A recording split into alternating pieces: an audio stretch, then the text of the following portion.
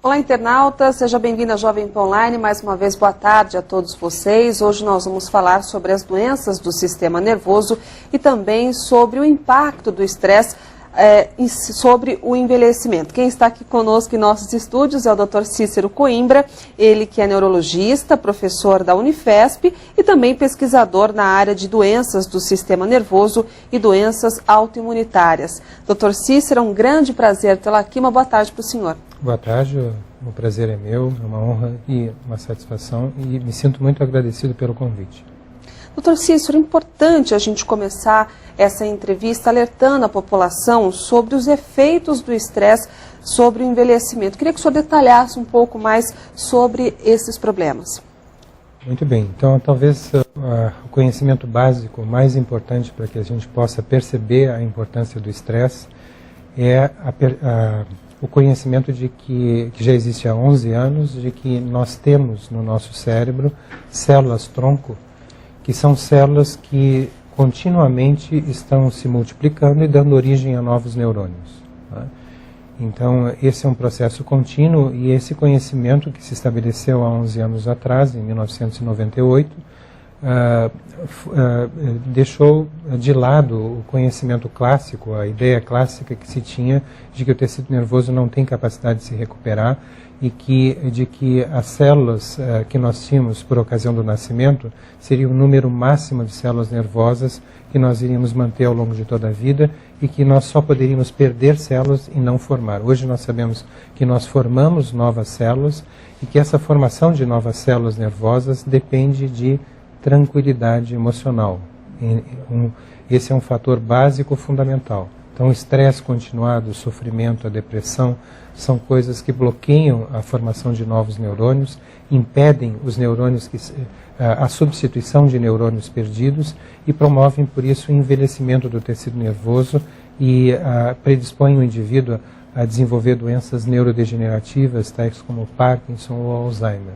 Ou seja, quem tem uma atitude proativa perante a vida vive mais e melhor. Exatamente. Quem tem uma atitude de tranquilidade frente aos problemas, sabe ou se propõe a enfrentar os seus problemas mantendo serenidade, tranquilidade, dizendo para si mesmo, eu faço o que está ao meu alcance, procuro fazer bem feito, mas acima de tudo eu não me desespero, não me exaspero, sei que os problemas tendem a se resolver, que eu nunca vou deixar de ter problemas, mas porque todos têm problemas, mas eu preciso saber enfrentar os meus problemas mantendo tranquilidade. Então isso é um fator fundamental para a prevenção de doenças neurodegenerativas do tecido nervoso e também de doenças autoimunitárias, doenças em que o sistema imunológico agride o nosso próprio organismo. Doutor, essa recomendação que o senhor fez é muito importante, uma vez que nós sabemos que nós vivemos numa sociedade onde impera o estresse ele está envolvido em praticamente todas as atividades profissionais e realmente é uma situação muito complicada. É muito difícil para certas pessoas exercitarem esse tipo de recomendação que o senhor acabou de nos passar. Mas como que a pessoa então pode começar a praticar esse tipo de atitude? Então, eu acho que uma das coisas fundamentais é o conhecimento, né? E nesse sentido vocês estão exercendo um papel fundamental divulgando esse conhecimento, porque a ideia que se tinha do estresse é que ele provoca alterações funcionais no nosso sistema nervoso, né? Mas não se tinha a ideia de que ele provocasse alterações estruturais, que ele favorecesse os processos degenerativos do tecido nervoso. Então, o conhecimento disso que vocês estão divulgando, e por isso tem um papel social muito importante, é o ponto fundamental, porque a partir desse conhecimento a pessoa tem motivação para se modificar. Se ela sabe que ela é uma pessoa que reage excessivamente, muito prontamente, ou tem alta sensibilidade a situações de estresse, ela pode, a partir desse conhecimento, passar a se reeducar, a tentar mudar a sua atitude. Porque isso é uma coisa muito importante, né? Quando nós atingimos a adolescência, ninguém mais nos educa. Nós é que nos educamos a nós mesmos. Não existe outra possibilidade. Então, a pessoa tem que partir de uma decisão firme no sentido de mudar a sua atitude frente aos problemas que ela enfrenta na vida. Esse tipo de atitude tem que começar desde cedo. o mais precocemente possível, né? É muito importante que os pais se deem conta de que, na medida que eles reagem com alto nível de estresse a situações corriqueiras, né? Eles tendem a desenvolver o mesmo tipo de reação nos filhos que estão tendo a sua personalidade em desenvolvimento e estão assistindo essa reação excessiva e tende a encarar os problemas como coisas realmente capazes de provocar grande perigo, né? Então nós acabamos influenciando o desenvolvimento da personalidade dos nossos filhos se nós não sabemos nos manter como pessoas tranquilas. Agora, o senhor também estava comentando agora há pouco a importância de uma vitamina comum, a vitamina D, que é comumente encontrada em qualquer tipo de farmácia, enfim, e que esta vitamina especificamente, ela tem um poder muito grande, principalmente sobre a questão do envelhecimento, a questão da imunização. Gostaria que o senhor também detalhasse um pouco mais a respeito deste assunto para o nosso internauta. Perfeito. Nos últimos 35, 40 anos, os epidemiologistas começaram a notar que a incidência, a prevalência de doenças autoimunitárias nas comunidades dependia, entre outros fatores, da distância que a localidade tinha em relação à linha do Equador. Então havia um nível relativamente baixo de doenças autoimunitárias próximo da linha do Equador, e à medida que os pesquisadores, os epidemiologistas se afastavam da linha do Equador, observavam uma incidência proporcionalmente cada vez maior. Cita-se, por exemplo, o caso da Suíça, que está distante da linha do Equador e tem muita doença autoimunitária.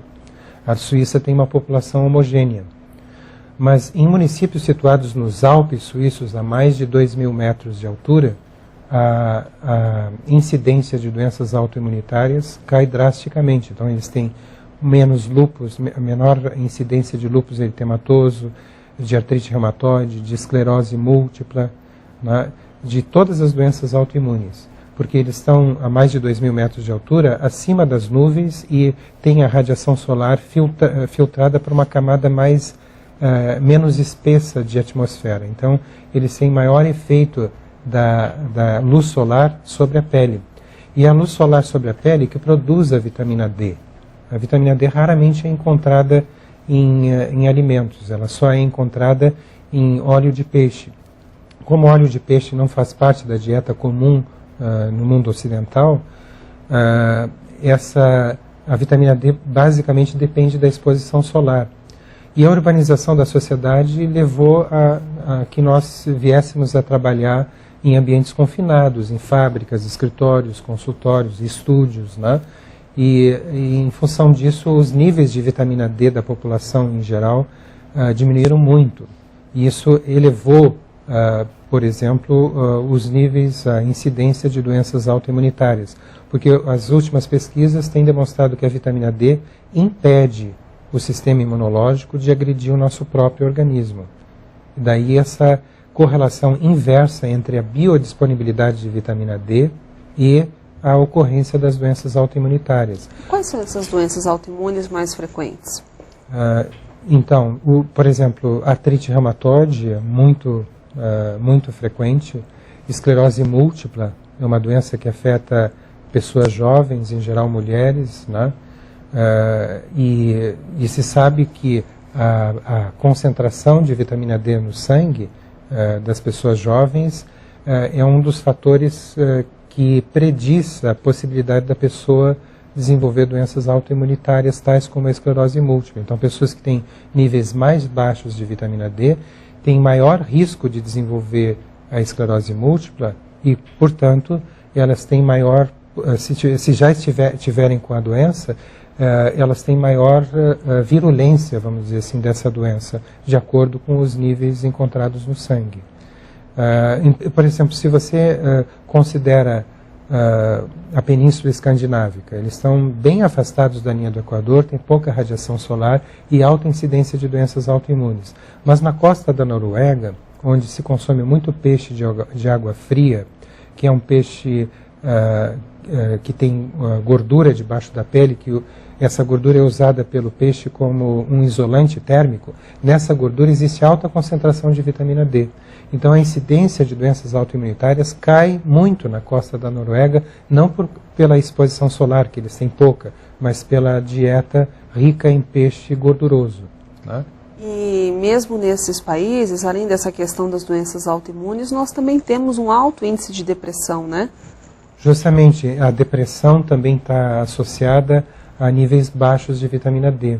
A vitamina D não apenas controla o sistema imunológico, impedindo que ele agrida o nosso próprio organismo, mas ela também tem efeitos e funções muito importantes no nosso sistema nervoso, né? Então ela é capaz de induzir a formação de diversas substâncias que mantêm a vitalidade das células nervosas, né? E níveis baixos de vitamina D se correlacionam com tendência a desenvolver depressão. Em países como os países nórdicos que nós estávamos mencionando, da Península Escandinávica, muitas vezes se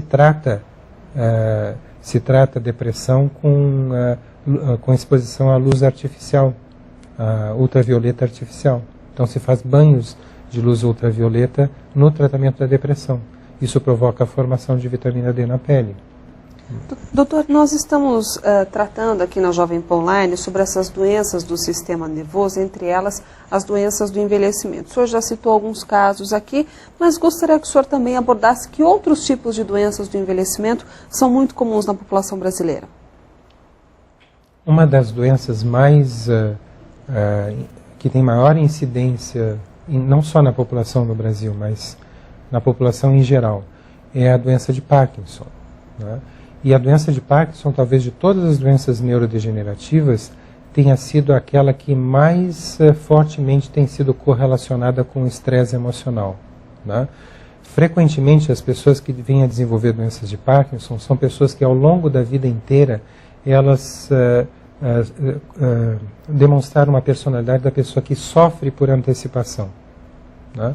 Então, na medida que se defronta com a possibilidade de ter que enfrentar um problema, essa pessoa pensa na pior possibilidade. E muitas vezes esse problema sequer vem a se apresentar. Então essa pessoa às vezes passa sofrendo um determinado período desnecessariamente. Existe um psiquiatra norte-americano chamado George Vaillant, que no ano de 2002 publicou um livro chamado Envelhecendo Bem, né? Aging Well. Nesse livro, ele descreveu uma pesquisa que levou, na realidade, décadas, talvez tenha sido uma das pesquisas mais longas que se fez na história da medicina. Na qualidade de diretor de pesquisas do Departamento de Psiquiatria da Universidade da Harvard, ele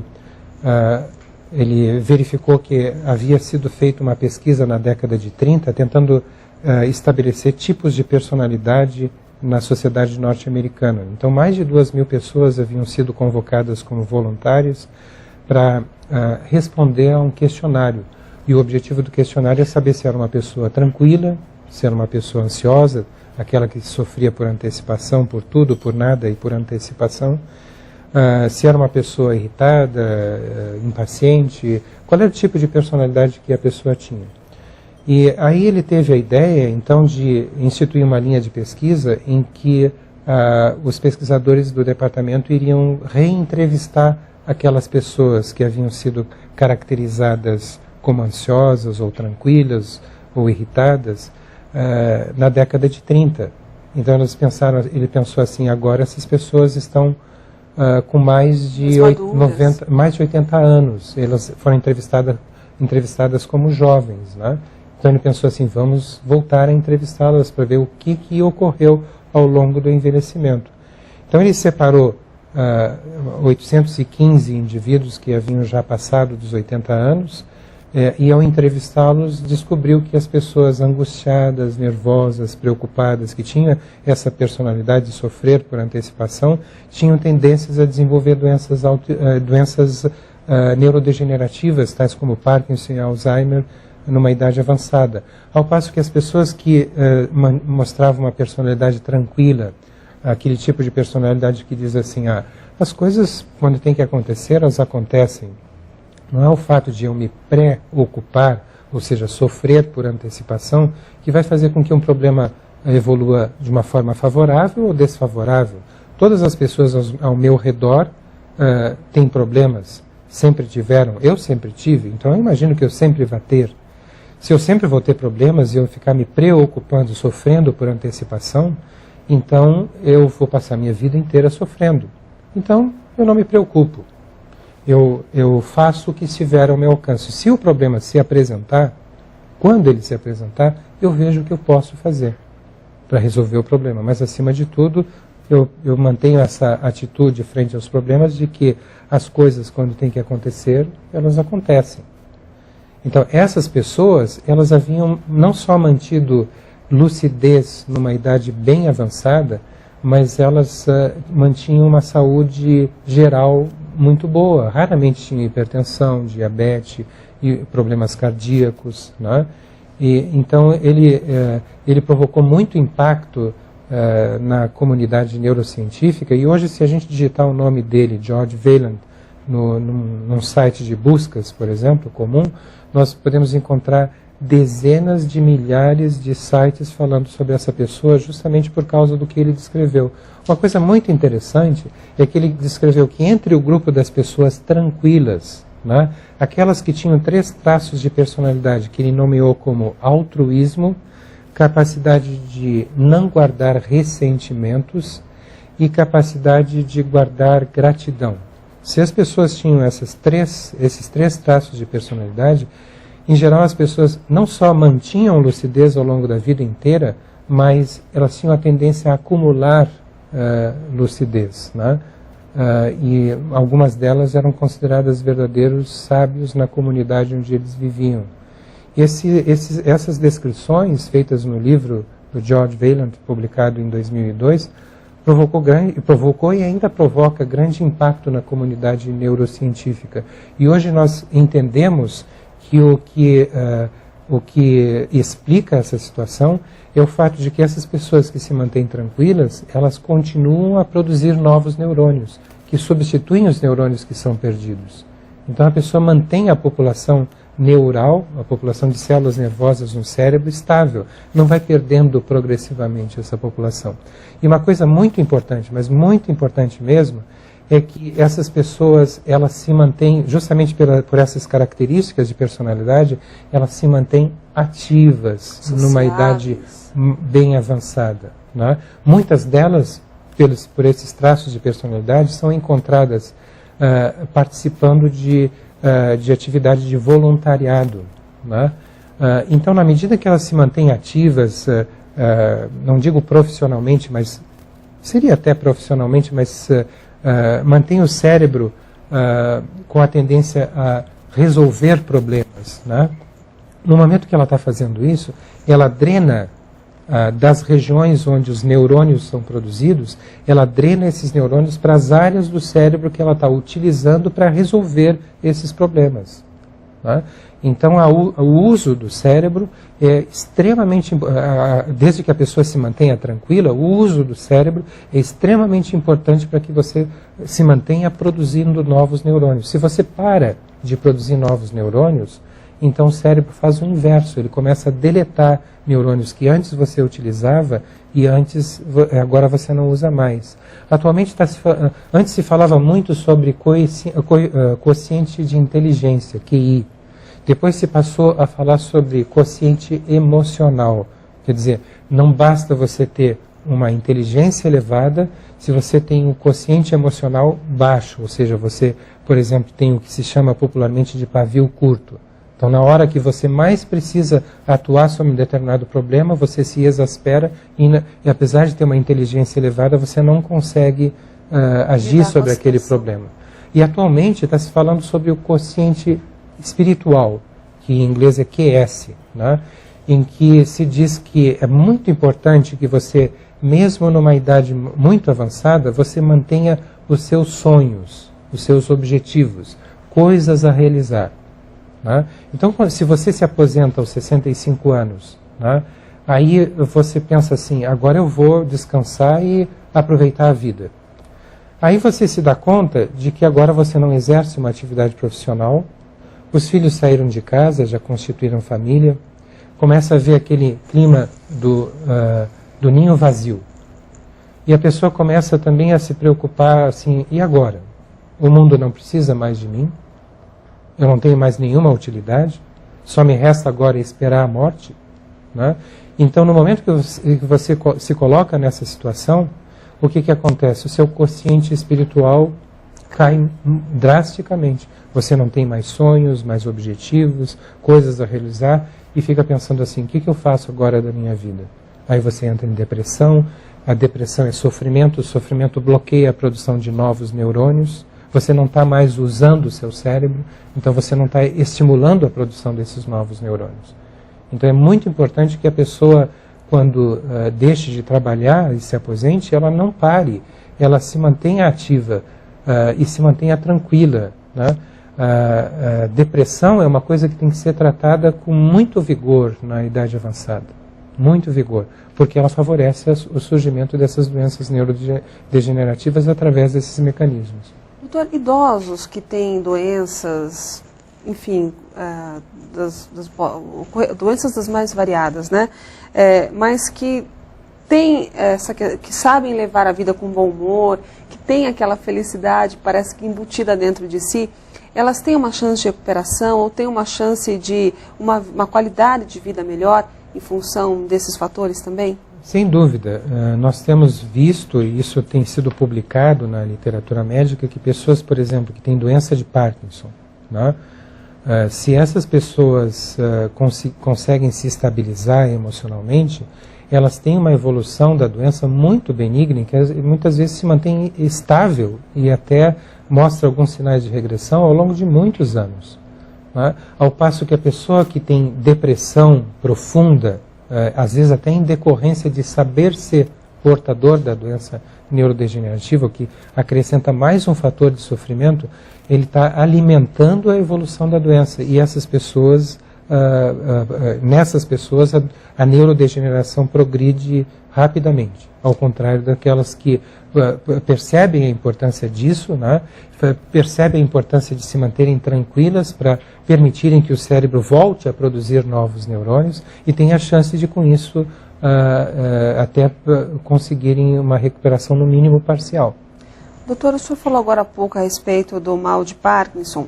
Uma das características dessa doença é o tremor, principalmente nas mãos. Por que o paciente de Parkinson tem essa característica? Então, a doença de Parkinson é provocada por degeneração de neurônios, principalmente numa região do cérebro que é chamada de substância negra. Né? A produção de dopamina por essa região, dessa substância chamada dopamina, exerce um papel de facilitador do movimento. Então, a dopamina é uma facilitadora do movimento. Né? E na medida que nós vamos perdendo neurônios nessa região, você começa a ter dificuldades de movimento. E entre essas dificuldades de movimento, as coisas mais chamativas são os tremores e a rigidez. Então, ao mesmo tempo, a pessoa tem rigidez, dificuldade de se movimentar, se sente como se estivesse dentro de uma armadura de ferro pesada. E, ao mesmo tempo, tem tremores involuntários. Né? Então, essas são as manifestações em função da falta de dopamina.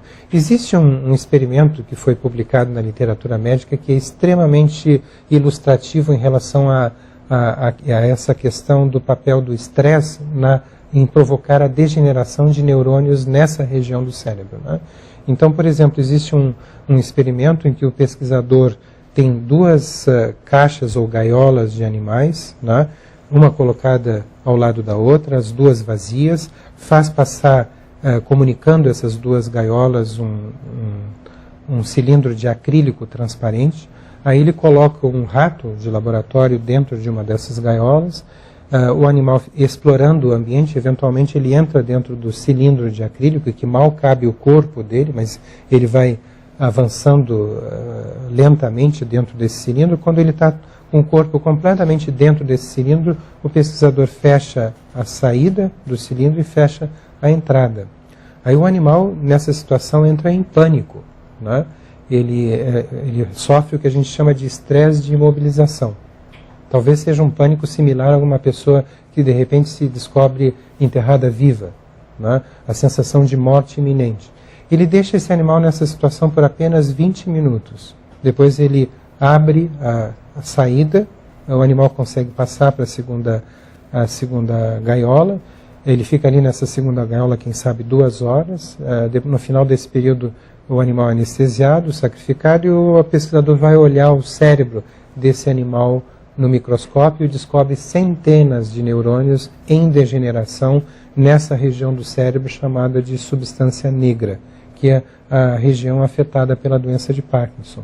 Então esse experimento exemplifica o quanto que o estresse é danoso para o nosso sistema nervoso. Ele é capaz de provocar morte de células nervosas. Agudamente é capaz de provocar morte de células nervosas, né? E, além disso, ele também bloqueia a substituição dessas células perdidas, porque o mesmo estresse que provocou a morte das células nervosas é o mesmo que bloqueia a produção de novos neurônios, né? Então, eu acho que a transmissão desse conhecimento, e isso é uma oportunidade que vocês estão nos dando, mas a transmissão desse conhecimento, a divulgação desse conhecimento para o grande público, eu acho que é uma coisa importante no sentido de fazer com que a gente procure construir uma sociedade mais humana, né? Em que as pessoas não se sintam tão pressionadas dentro do seu ambiente de trabalho por uma produção muito grande, né? Porque isso existe em determinadas empresas, né? Que buscam freneticamente o lucro, né? E no final das contas a pessoa tem uma qualidade de vida no ambiente de trabalho muito baixa, em função dessa pressão por produção, né?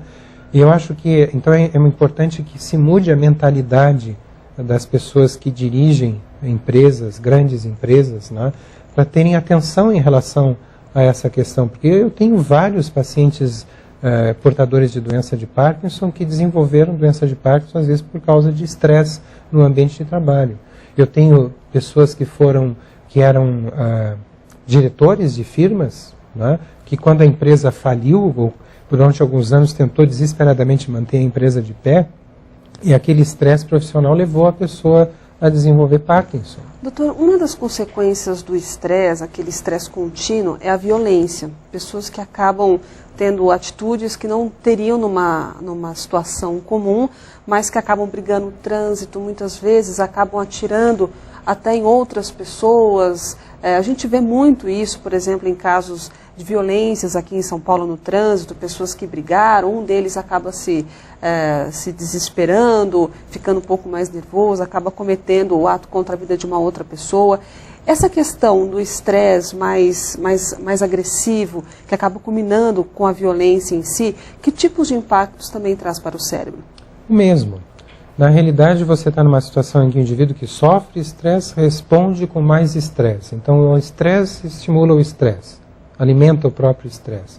Tanto um quanto o outro, tanto o indivíduo que está sofrendo por uma pressão dentro do ambiente profissional, quanto aquele indivíduo que sai dali e explode no trânsito, os dois tipos de tensão emocional estão provocando o mesmo efeito sobre o sistema nervoso. Eles estão bloqueando a produção de novos neurônios, eles estão destruindo células nervosas, eles estão acelerando o processo de desenvolvimento do envelhecimento do tecido nervoso, que é o que caracteriza a doença neurodegenerativa.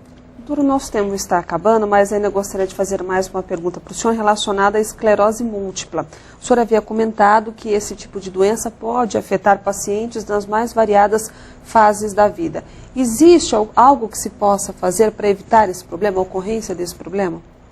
Existem coisas muito importantes, a par de qualquer tratamento que utilize drogas, como interferon, né? Interferon são as medicações produzidas pela indústria farmacêutica. Existem outros recursos que se mostram, na realidade, muito mais efetivos, né? Por exemplo, um exemplo claro é a percepção já demonstrada na literatura médica de que 85% das crises de agravamento, de exacerbação da esclerose múltipla, em que o sistema imunológico ataca novamente o sistema nervoso, provocando uma nova crise, deixando às vezes a pessoa cega de um olho ou paraplégica, 85% dessas crises de exacerbações são precedidas por um trauma emocional que ocorreu nas 6 semanas que precederam aquela crise. Em média, esse trauma emocional ocorreu 2 semanas antes do surgimento da exacerbação da esclerose múltipla. Então veja a importância disso. Se eu tivesse o poder de tirar o trauma emocional da vida de uma pessoa que tem esclerose múltipla, eu conseguiria tirar 85% dos surtos. Talvez os outros 15% se refiram a infecções que podem também desencadear a esclerose múltipla, mas só o fato de eu não tenho esse poder de retirar o trauma emocional, mas as próprias pessoas que têm esclerose múltipla têm esse poder e o seu ambiente familiar tem. Né? Então, por exemplo, eu posso ter uma adolescente que desenvolve esclerose múltipla porque houve uma briga entre os pais se separaram, aquele trauma emocional desencadeia a doença e pode ser aquele mesmo trauma emocional que sustenta a doença nos próximos anos. E aí você entra num ciclo vicioso, porque no momento que a pessoa começa a ter dificuldade de andar, diminuição da visão, ela entra num processo de sofrimento emocional que pode levar ao agravamento da própria doença. Então a percepção por exemplo, uma pessoa adolescente pode também desenvolver o primeiro surto de esclerose múltipla após uma ruptura afetiva. Isso é uma situação bastante frequente. Uma pessoa pode desenvolver esclerose múltipla porque perdeu o emprego. Né? Então você vê o quanto que o estresse e o sofrimento são capazes de provocar danos severos à saúde de uma pessoa. Uma outra coisa muito importante é que, já que existem todos esses dados epidemiológicos, são mais de 700 estudos publicados em revistas médicas de circulação internacional, correlacionando inversamente a ocorrência de esclerose múltipla com os níveis de vitamina D. Ou seja, se você tem níveis altos de vitamina D, você tem uma proteção bastante efetiva contra a esclerose múltipla e contra outras doenças autoimunes, como lúpus, como artrite reumatoide, né? O próprio hipertireoidismo. O hipertireoidismo, o hipotireoidismo também, psoríase, vitiligo, todas essas doenças são associadas a traumas emocionais. E níveis elevados de vitamina D podem proteger essa pessoa contra a ocorrência ou exacerbação dessas doenças. Só em artrite reumatoide, por exemplo, já existem quase 1.800 estudos publicados em revistas médicas. Né? Então, a percepção da importância de um recurso simples, como a suplementação de vitamina D em doses efetivas, não nas doses que tradicionalmente são prescritas, né? Mas hoje se sabe que tradicionalmente se prescreve 200 a 600 unidades de vitamina D. Isso é o que oficialmente é recomendado, né? Mas se percebeu que uma simples exposição solar à beira da piscina de 10 minutos de duração produz cerca de 20.000 unidades, o que é 100 vezes mais. Né? Importante ressaltar é que existem determinados horários para que se exponha ao sol, né? Exatamente. O horário que produz vitamina D não é o horário que produz câncer de pele. Então é o início da manhã ou o final da tarde, onde a gente tem a radiação solar do tipo B, que é produtora de vitamina D e que não produz câncer de pele. Então, nesses horários é importante a pessoa se expor ao sol sempre que tiver essa oportunidade. E a exposição solar produz níveis muito maiores de vitamina D do que aqueles que são tradicionalmente prescritos. Pessoas que têm esclerose múltipla, isso é importante que se diga, elas têm intolerância ao calor. O calor pode exacerbar a doença, então elas fogem do sol. No momento que fogem do sol, não fogem só do calor, fogem da luz solar que produziria a vitamina D. Então a própria doença induz a deficiência de vitamina D. Então é importante que o médico saiba disso, perceba essas novas publicações que infelizmente não estão sendo levadas aos livros textos de medicina, né, e passe a aplicar isso na vida profissional, na atividade clínica, se preocupando em verificar qual é o nível de vitamina D que o meu paciente portador de doença autoimune, como esclerose múltipla, tem, e procurar elevar esse nível para próximo do patamar superior do normal, acompanhando exames de laboratório. Porque isso deve provocar, isso associado à tranquilização, deve provocar um efeito muito importante sobre a evolução da doença, potencialmente capaz até de bloquear o surgimento de novos surtos. Infelizmente, nosso tempo acabou, mas gostaríamos de agradecer a participação do Dr. Cícero Coimbra aqui na Jovem Pan Online. O Dr. Cícero, que é neurologista, é professor da Unifesp e também pesquisador na área de doenças do sistema nervoso e doenças autoimunitárias. Doutor, muito obrigada pelos seus esclarecimentos aqui aos nossos internautas. Uma boa tarde para o senhor. Eu que me sinto muito agradecido por essa oportunidade. A você, internauta da Jovem Pan Online, mais uma vez obrigada pela sua companhia. Um bom final de semana a todos vocês e continue navegando aqui por nossa programação. Jovem Pan Online, rádio com imagem online.